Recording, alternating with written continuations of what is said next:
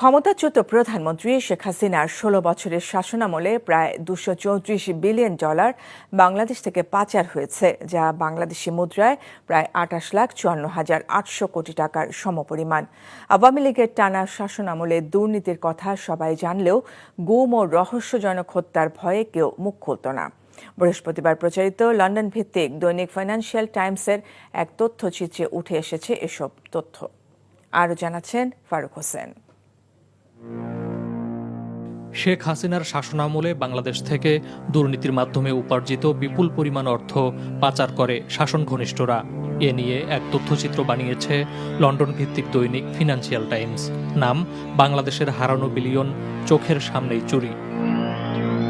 তথ্যচিত্রে বলা হয় ২০০৯ থেকে ২০২৩ সাল পর্যন্ত প্রতি বছর $১৬ বিলিয়ন পাচার হয়েছে বলে অন্তর্বর্তী সরকার প্রাক্কলন করেছে। প্রধান উপদেষ্টা ডক্টর মোহাম্মদ ইউনুস জানান, বিভিন্ন উপায়ে ব্যাংকিং খাত ও ব্যবসায়িক খাত মিলিয়ে মোট $২৩৪ বিলিয়ন লুটপাট হয়েছে, যাকে কোনো দেশের ক্ষেত্রে সবচেয়ে বড় অর্থলুণ্ঠন বলে মন্তব্য করেছেন তিনি। এস আলম ও তার গ্রুপ প্রায় $10 বিলিয়ন বেশি অর্থ বের করে নিয়েছে বলে মনে করে অন্তর্বর্তী সরকার। ডিজিএফআই এর সহায়তায় এস আলম গ্রুপ এই অর্থ সরিয়েছে বলে কেন্দ্রীয় ব্যাংকের গভর্নর মনে করেন বলে জানান ফিনান্সিয়াল টাইমস সাংবাদিক জন রিড।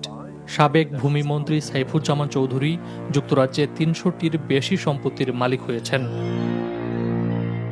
হাসিনা ঘনিষ্ঠ ব্যক্তিরা সামরিক গোয়েন্দা সংস্থা ডিজিএফআই এর সাহায্যে বিভিন্ন ব্যাংক নিয়ন্ত্রণে নেন।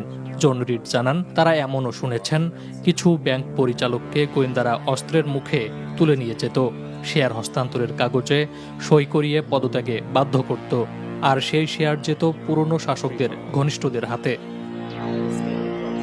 এসব দুর্নীতির কথা সবাই জানত, কিন্তু কিছু করার ক্ষমতা ছিল না কারো। আতঙ্কে ছিল অধিকাংশ মানুষ। ব্যাপক গুম, গুপ্ত কারাগারে আটকে রাখা, রহস্যজনক হত্যার ভয়ে চুপ করে থাকত সবাই। Faruk Hossain, NTV international desk.